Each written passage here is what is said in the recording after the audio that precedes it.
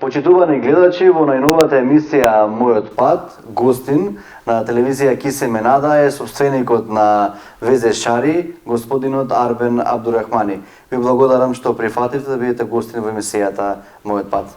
Ви благодарам и ја на вас за поканата. Голем дел од граѓаните на Тетово, па и на цела Македонија знаат оваа фирма, ве знаат вас. Па да ни кажете во овој, да речеме, транзицијски период, како се започна, како дојде до идеја да ја отворите оваа фирма, да постигнете тоа се што сте постигнале досега во оваа дејност? Па и јас исто како сите останатите граѓани од нашата држава, од мака што идат у странство да работат, и јас сум отидел уште во 89-та година во Германија. Тамо работив 11 години, секоја работа сум го работил, од чистач до раководител, и задните 7 години сум работил во живинарска фарма во Германија, и после тоа одлучивме заедно со мој газда кај сум работил да дојдемо и во Македонија да инвестирамо.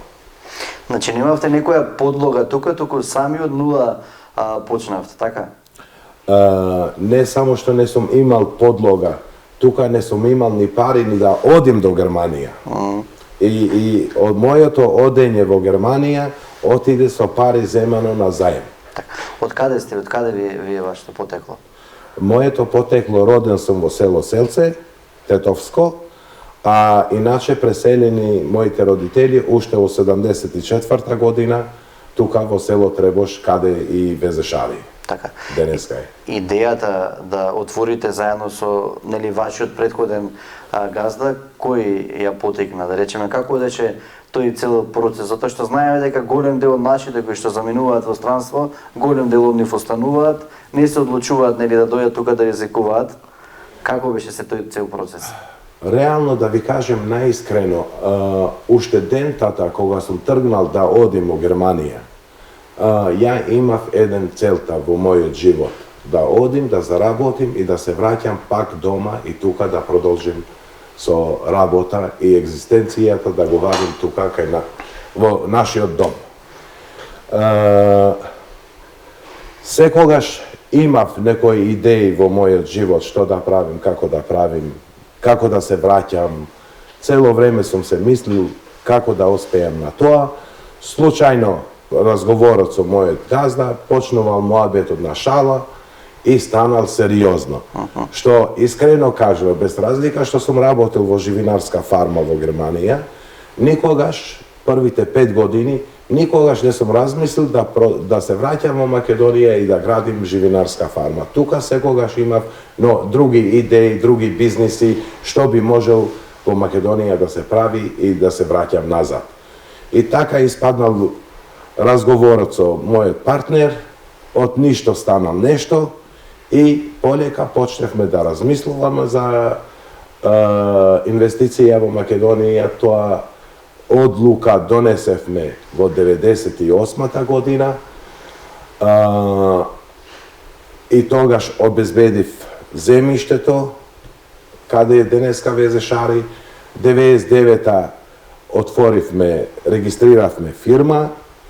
Гледав дека не оди со други луѓе, полека да спремам дозволи за градби, такви работи, и на 1.7.2000 година одлучив да напуштам Германија и сериозно да се фаќам за работа. И од тогаш почневме со дозволи на градби, многу брзо успеавме да добиеме дозвола за градба. Јас се вратив на 1.7, а на 15.9 негде ние почневме и со градба. Така, најверојатно на почетоците, пред да започне реализацијата, меѓутоа и на почетокот на самата реализација сте имале голема поддршка од претходниот газда, со кого сега сте најверојатно партнери. Како тој гледаше на вашата идеја? Моето често работење кај njega и мојот упорност секогаш да завршим работите, да не ги оставам недовршени на крај на работниот ден, се stvarал тука една голема доверба меѓу мене и газдата. И он, за да дојде во Македонија, он прво и не знаеше каде е Македонија. Кога одлучивме нешто така да размислуваме, за да градиме фарма во Македонија, требаше карта да му носим и да му покажем каде е Македонија. И он ми има кажено, не само кај мене директно, тука и во политичарите и кога доаѓа на гости тука, за мене Македонија е Арбен. Ја го знам Арбен и затоа сум тука. И реално он дошло због мене тука да инвестира заеднички, благодарам на поверењето што го имал за мене и исто така не само на почеток што он нас ни помагнал и не поддржувал во нашите заеднички идеи, тука и ден денеска не фали нивната поддршка на што му треба на ВЗШ и на останатите нашите фирми. Да. Рековте дека за многу кратко време сте добиле таа дозвола за градба нова живинарска фарма. Како конкретно ќе го наречам странецот гледаше на целата таа, знаеме дека глумазна администрација која што функционира нели во државата. Дали на некој начин можеби се предомислуваше затоа што претпоставувам дека тој процес не оде така лесно како што е во западниот свет? Ја не би рекол така, искрено кажано, во западниот свет не значи дека таму идат дозволите за градби полесно од Македонија. Тука можем стварно да кажем и од таа време и од денешното време можеме да се заблагодараме на целиот систем кај нас, што се многу побрзи и многу полесно може да дојде до дозвола на градба, како што можеш да добиеш една дозвола за градба во Германија. Јас тоа ви кажувам од искуство. За жал, нашите граѓани мислат све што е кај нас е све не чини или све е тешко. Не е тешко, само треба да имаш упорност и треба да го бараш тоа што ти следува. Да. А како започнавте сет, кога добивте дозволата за градба, кои погони нели ги отворивте, како беше цел тој процес, затоа што знаеме дека од една страна го проширувавте производството, меѓутоа од друга страна и дејноста ја проширувате, меѓутоа и се уште ја проширувате. Идејата и проектот уште од почеток ВЗШ беше проектирано комплетно како што е денеска и како постои. Првата инвестиција почневме со фармата на одгој на пилиња. Меѓу време почневме објектот производството на сточна храна за пилињата и после тоа објектите за несилки, кај ќе се сместат кокошките да носат јајца, администрација, и тоа беше завршено до крај 2003. До 2003 стигнавме нашиот капацитет што требаше да го имаме. Пред да го поминем ова време, ние не било многу едноставно, затоа што, како ви спомнав порано, на 15 септембар ни беше правосилно дозволата за градба и ние истиот ден почневме со градба. Вие знаете многу добро, тоа беше во 2000 година, а ние сите знаеме многу добро дека на 14 март почнал војна во Тетово. И нашиот план беше да почнеме со производство негде јули-август 2001 со производство, а реално успеавме првите пилиња да ги носиме на 5 јануар 2002. И тоа време беше многу тешко и за мене и за партнерот, али мојот партнер или мој газда, кај сум работил, тој е многу позитивен човек, многу храбрен човек и он викаше па и после војна народот треба да јаде.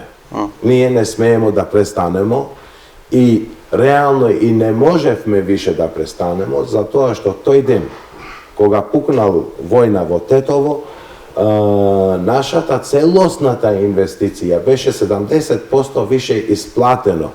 И све е нарачено и све требаше да стигне, и халите, и објектите, и технологијата, и све. И тука више немаше назад, само моливме Господ да го имамо главата над нас. Така, голем дел од предприемачите кои што ги снимаме во емисијата Мојот пат велат дека без кредити нема ништо. Дали овој процес го започнавте со помош нели целосно од газдата и ваша нормално лична, или пак можеби тука нели банките доста помогнаа за да се тоа се изгради? Не. Целиот овој бизнис е почнато со нашата средства и газдата што ми помагал не само својот дел да го покрива, тука он ми помагал и мојот дел да го покрива, тогаш уште на почеток, кога почнел више бизнисот да функционира, и тогаш негде крај 2003, кога више функционираше, изградено беше све, почнал банките да дават кредит, тогаш би било Тетово како ризичен регион и ни една банка не сакаше да слуша за да дава некој кредит кај фирмите во Полошкиот регион. И можем да кажем дека посериозен кредит што ми подржил банката во таа време било ВЗ-Шари што добил една сума на кредит, каде гаранцијата беше 10 пута повеќе од тоа што го земавме. Целиот објект го ставивме, целата инвестиција го ставивме во ипотека, за да добивамо 350.000 евра. Така, го спомнавте војниот конфликт, еве тука пред да дојдеме снимателот подсети, вели многу успешна компанија, меѓутоа Армен што претрпел, не знам кој друг претрпел, затоа што 2001 беше, како што кажа тој, војниот конфликт, потоа имаше птичји грип, потоа имавте голем пожар нели во самата фарма. Може ли да не кажете низ какви се премрежија сте поминале за да нели постигнете, излезете нели пак повторно на површина, меѓутоа и да не се откажете од сето ова? Реално во ниедна работа нема ништо лесно. Уште помалце кога водиш некој поголем бизнис. Војна како војна, тоа не пречаше само во изградба, во инвестиции. Не бевме тогаш активни во производство и во продажба. Птичниот грип бил исто така голем удар не само за ВЗ-Шари, тука за целата гранка во нашата држава, но благодарано на нашата инвестиција, што од старт ние одлучивме да идеме со највисоките стандарди во Европа што постоја, и нашето производство што беше 100% контролирано професионално, птичниот грип беше еден мал удар за старт за нас, а на другата страна ни се вратил како компанија тој труд што сме го давал од почеток, кога беше птичниот грип, нас ни се вратил како позитивно, затоа што народот, знаејќи што има ВЗ-Шари инвестирано, која контрола има на производство, колку сигурно е производот од ВЗ-Шари, и почнал сите клиенти да барат повеќе роба од нас. Значи, тоа го поминавме, имаше голем удар, можем да кажем првиот месец, али после од вториот месец почнал кај нас да иде подобро од колку што бил претходно птичниот грип. Да, потоа имаше пожар голем. 2010-та.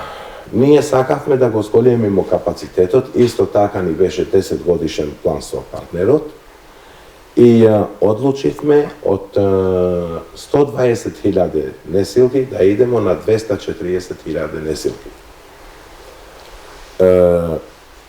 За жал, 2 недели пред да почнемо да зголемимо капацитетот, нас не се десил пожарот. Од тоа што ние треба да направимо 240.000, ние останавме без ни една кокошка. Sreća imavме što više i bilo doneseno prvi te jarki piljenja za zvoljemuvanje na kapacitetot i nije uspjehme so 25% od postojećki kapacitet što go imavme za negde okolo 3-4 nedelji da se vraćamo pak nazad vo proizvodstvo. I pak će kažem blagodarano i posle 10 godini na partnerot i njegovata familijata Semiljer, ne zastanal njivната podrška, ne možem da zaboravim i momentot, ovo istiot den, koga mi se javil gospodja Semiljer i mi vika čuvaj zdravje na večer, čuvaj zdravje, nije sme partneri i vo loši situaciji, ne samo na dobrite situaciji. Glava gore i idemo napred. Znači, ti je togaš isto mi pomagal mnogo, blagodarano i na bankite od 2010. I bankite ni pomagal, isto taka i del što ni bil objektite osigurani i osiguritelната kompanija, reagiraše mnogo brzo, za 3 nedelji ni gi ispratil sredствата što ni следуваше. За жал, нашата компанија не беше целосно осигурано.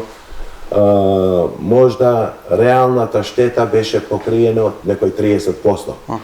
70% од целата штета беше во наш грб, затоа што не бевме ние осигурани, али тоа што ни беше осигурано, комплетно ни беше исплатено и коректно од страна на осигурителната компанија. Така, кога започнавте со производството, нели, таа 2002 година, најверојатно, нели, започнавте со производство на јајца, подоцна се вклучи тој ланец на совместни производи, како беше тој процес, или па тоа адхок дојде, или претходно било испланирано дека освен јајца ќе има и совместни производи? Не, кога работиш еден сериозен бизнес и кога сакаш да бидеш комплетиран во тој дел, секогаш сама работа ти отвара патишта и те тера да напредуваш. Конкретно ќе ви кажем како дојдевме до лекар, да го изградим. Ние реално не ни беше план лекар да го градиме посебно. Производството на совместните производи. Кога дојде време првите кокошки да ги смениме, ги носивме во кланица, ги коливме, не сакавме живи да ги продадеме како останатите фарми во државата, да не се прошират болести, да бидат под контрола до крај, тие кокошки да завршават у кланица, а не по дворови, после да бидат невакцинирани, неконтролирани, па да се појават така, како што се појавил птичниот грип во државата. Ние ги одлучивме нормално, за нас беше нормално дека треба да ги колиме. И од моето искуство, како што е во Германија, дека во Германија овие кокошки се многу добри да правиш супа од ова кокошка. И традицијата во Германија трошат они многу кокошки за супа. И јас, мислејќи дека исто така ќе функционира како во Германија, али како секој регион има своја традиција, и ги однесев кокошките да ги колим, ги враќам и почнав да ги продадам свежи во пазарот. И луѓето, сега не знам, и јас сега многу години од тогаш поминал, кај беше поголема грешка, дали кај мене, дали кај продавачите, сите продавал тазе кокошки во 2004 тоа беше, или трета, крај 2003. Првите кокошки, мислим дека кога сум ги колил.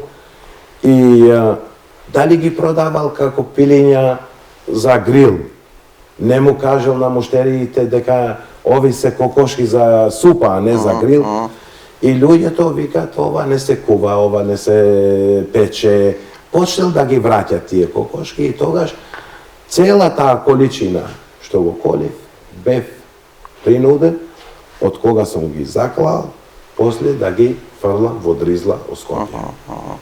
И тоа ми беше многу жал, такво добро месо, вкусно месо, контролирано месо од првиот ден кај нас.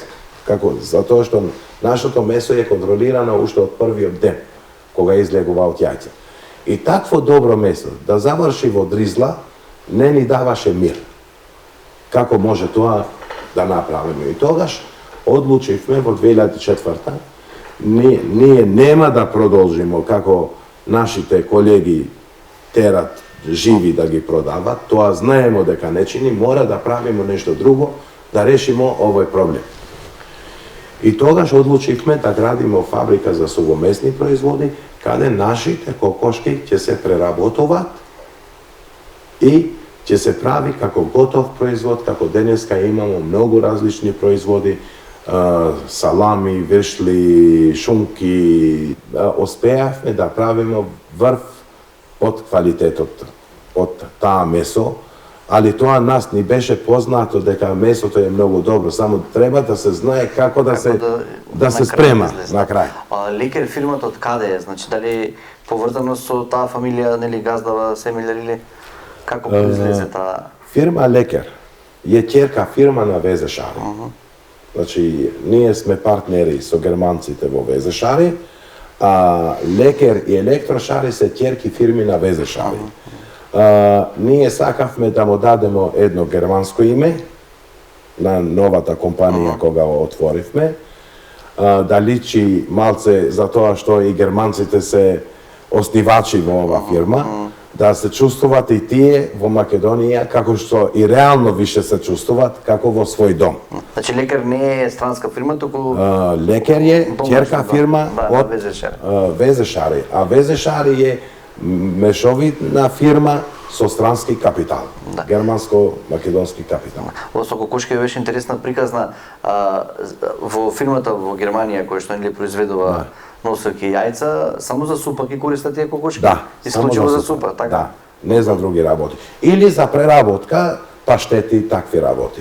Ама не за печење или како кај нас се кува една пиле и после се става во орис, посебни се прави.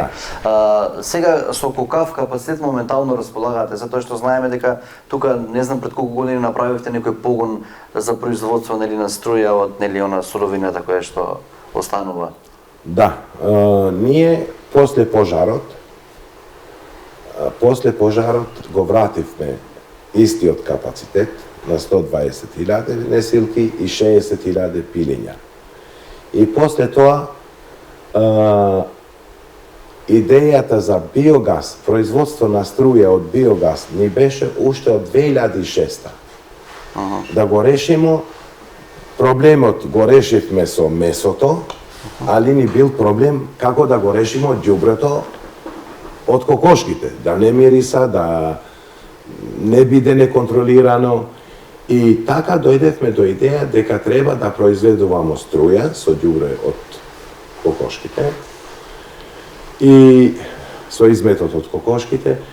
И 2006 купивме накнадно место каде планиравме да направиме биогасна централа. Али време поминуваше да размислиме како функционира, што функционира, гледајќи низ Европа како другите прават, за тоа што во тој дел и мојот партнер во Германија нема искуство, тоа беше нешто ново и за njega и за мене. И ние заедно со партнерот можем да кажем дека док ми дојде одлука да почнем биогасната централа, ние посетивме скоро секаде, кај слушнавме дека има биогасна централа, бевме присутни на посета тамо. Јас можем да кажем дека имам посетено над 100 биогаз централи низ Европа и Германија, само да дојдем до најдоброто решење. После пожарот до 2011 го решивме проблемот. 2012 почневме конкретно, мисливме, ајде сега нема да го зголемиме пак капацитетот на 240.000 несилки, за тоа што уште не сме го решили проблемот со ѓубре и почневме да размислуваме и да барамо дозвола за градба, пренамена на земјиште, од земјоделско земјиште на градежно земјиште, такви работи. И негде јули 2013 ја подпишев договор со регулаторна за повластен производител на електрична енергија од биогасна централа. Август почневме со градба на биогасната централа во 2013. Крај 2014 децембар бевме готови со градбата. Тестирањето траеше скоро 2 месеци претходно и од 27 февруар 2015 ние се вклучивме во мрежа кај продавамо струја за МЕПСО. Така, дел од таа струја користите за овие објекти, како тоа ви е регулирано? Комплетно. Значи, ВЗШ користи зелена енергија. Так. И доста семејства околу нас, село Требош, Палатице, исто тие имат зелена енергија. Ние произведуваме на сат 1 мегават струја. Така. Дел од тој 1 мегават се враќа пак назад во ВЗШ, а другото иде за селото и пошироко. Да. Сега можеби неблагодарно е да се прави споредба со другите фарми, меѓутоа што е она што го има ВЗШ, а другите фарми во Македонија го немаат? Најверојатно се работи, претпоставам, за некои модерни системи кои што еден од нив е и оваа зелена енергија која што ја спомнавте во целиот овој процес. Ја не би сакал да ви кажем најискрено да коментирам за моите колеги, тие се моите колеги, ја можем да кажем ние што имамо, а другите нека кажат сами што не би сакал да коментирам во овој дел. Ја ги почитувам сите колеги, ја не гледам ни еден производител на јајце или производител на совоместни производи како конкуренти. Ние гледамо нашата работа и ова би препорачувал кај сите останатите секој да гледа сам како да иде напред, а да не мисли зашто конкурентот отиде напред, а ја не. Ако сакаш да имаш успех, гледај ти да работи за себе, а не му мисли лошо на конкурентот.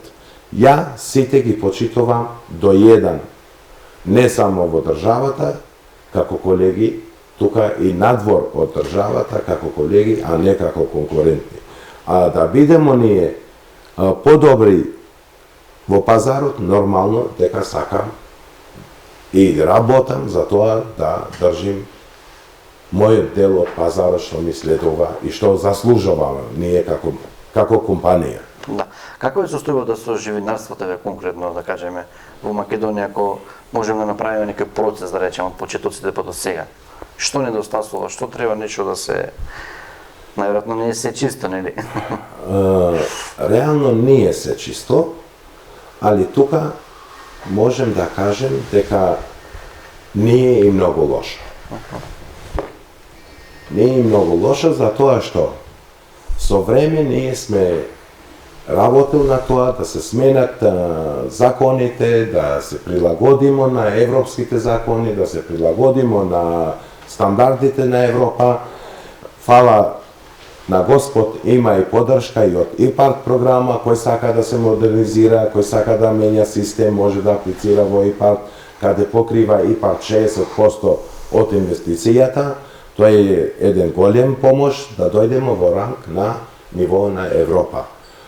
Реално можем да кажем дека во нашата држава единствениот производ што го произведува Македонија 100% за своите потреби и дел извезува. Значи, во било која гранка секаде фали производството за сопствениот пазар. Само производството на јајце е понапред за тоа што ние произведуваме и покриваме целиот пазар од нашата држава. Со разлика, периоди има време на време, каде има помалце производство, али тоа краток период во годината кај не може целосно да го покрива, али во најголемиот дел можем да кажем 70% од годината Македонија произведува 100% за собствени потреби и дел од производството извезува. Да. Ако има производство за 100%, тогаш најверојатно и во оваа дејност се потребни работници. Имавте ли проблеми со недостаток на вработени во оваа фирма? Затоа што знаеме дека во многу дејности нели се бараат пред се добри работници, не само работници. Јас за цела ова работа и за целиот овој успех што го имавме за овие 20 години до ден денеска, овој успех не е само мојот успех и мојот партнер од Германија. Тука благодарано на нашите вредните работници. Јас имам работници уште од првиот ден кога почнев да работам, што работат уште во ВЗШ и се надевам и пензијата ќе го земат и во пензија ќе му излезе дека во ВЗШ завршил неговото работно место. Ние реално немаме проблеми за работници. Не дека сме најдобри со условите и со платите, што мојата желба би било платите да може да идат уште повисоко, за да може секој човек да живи поубаво, али за жал тоа не може една компанија да го прави сам, ако не идемо сите заедничко нагоре, затоа што за да даваш по-висока плата, треба и тие јајца да ги продаваш малце поскапо, а другите што немат по-висока плата не може да платят поскапо јајца и така. Тука сме негде како останатите фирми во регионот. Иначе реално немамо проблеми со работници. Нашите работници не се менјат често. Ние сме имал работник, до сега не сум имал работник што излезе од ВЗШ да иде во конкурентската фирма да работи за иста плата. Сме имал случај кај престанал со работа во ВЗШ или отворил свој бизнис или отидел во странство. Други работници што се излезени од ВЗШ и отиднал во другата фирма, не излезел они од работа. Значи, мене уште не ми оставил работник работа од ВЗШ да иде во друга фирма.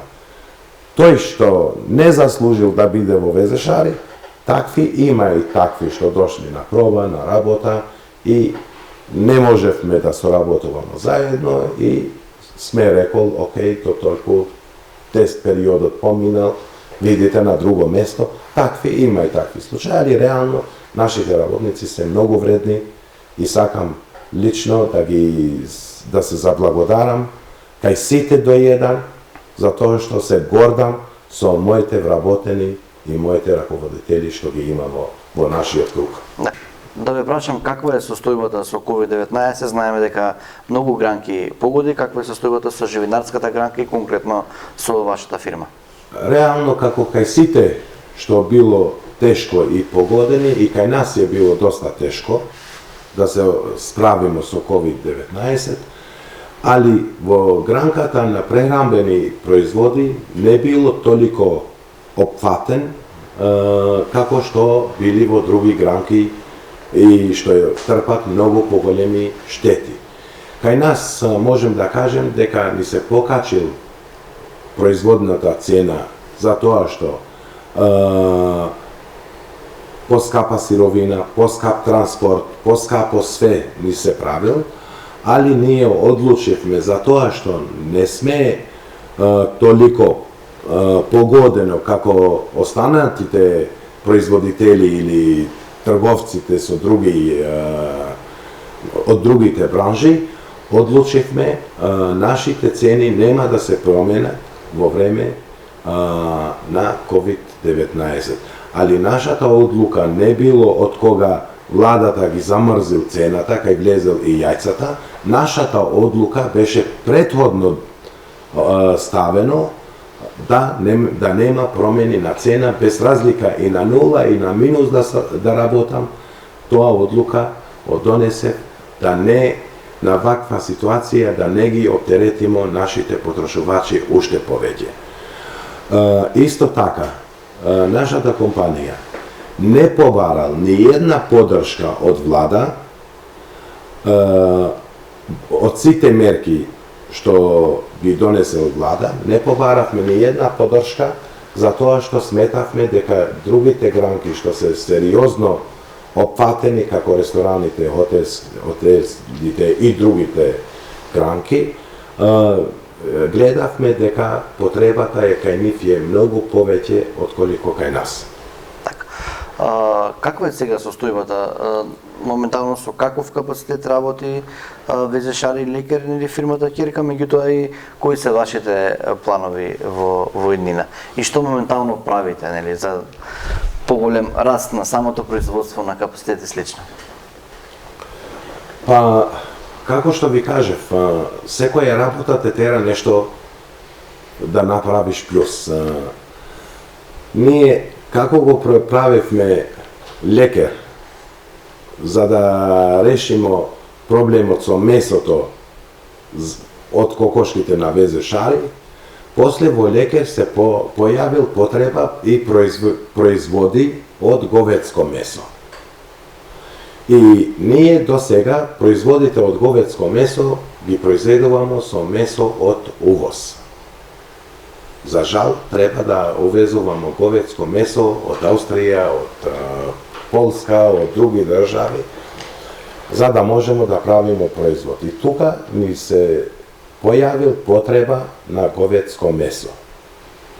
Исто така, од моментот кога оградивме електрошари со 1 мегават производство на електрична енергија, ни се појавил потреба за повеќе ѓубре, не само што го решимо нашиот проблем од ВЗ Шари со пилешко ѓубре, тука ние решимо проблеми и во регионот, во Полошкиот регион, например, од свинјарска фарма земамо ѓубрето, од млекарите, дзира го земамо, и све од тоа произведувамо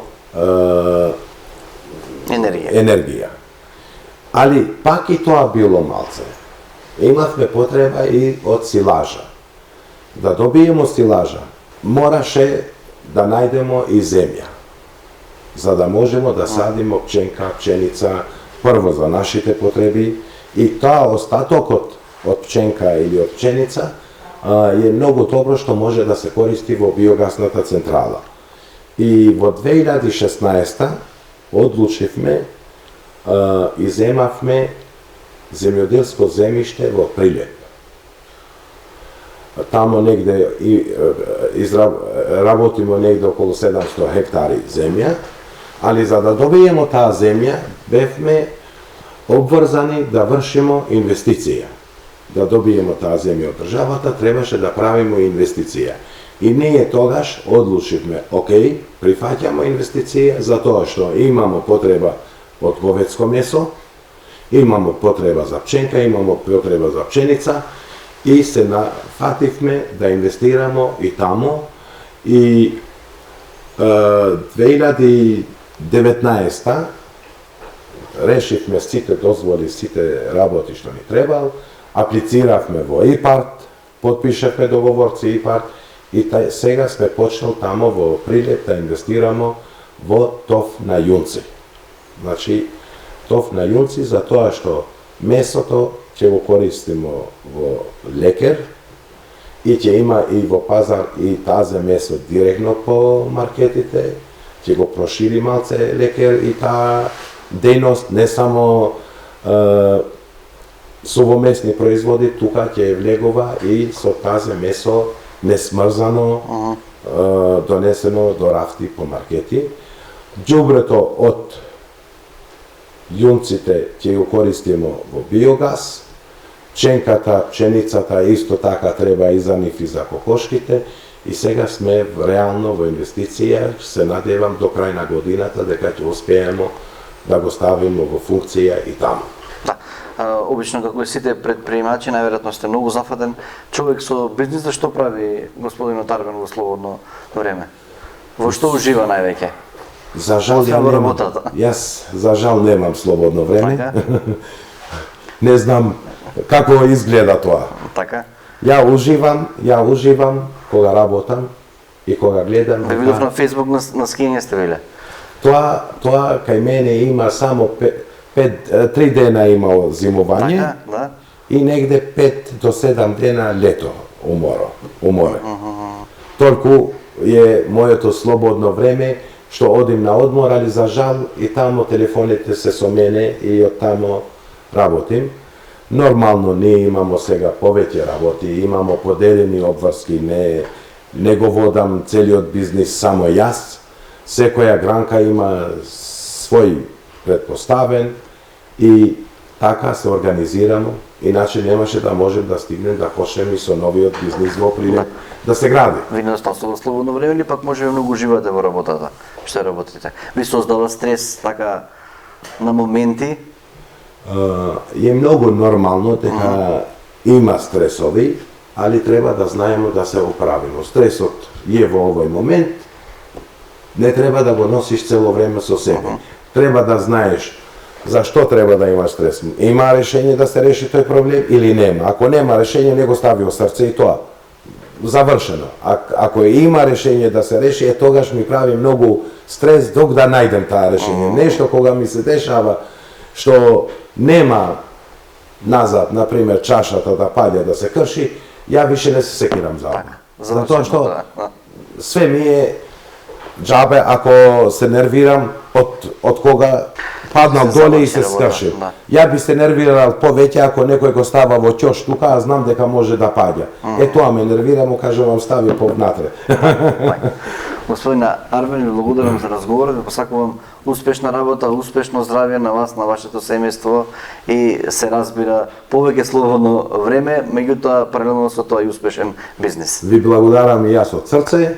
Сакам да го користим ова прилика од тука, да се заблагодарам на сите наши потрошувачи и на сите наши граѓани. Без нивната поддршка што ни поддржуваат и купуваат нашите производи, ВЗ-Шари немаше да има успех за да оди напред. Значи, да знаат дека не ги трошил парите на погрешни адреси, затоа што ВЗ-Шари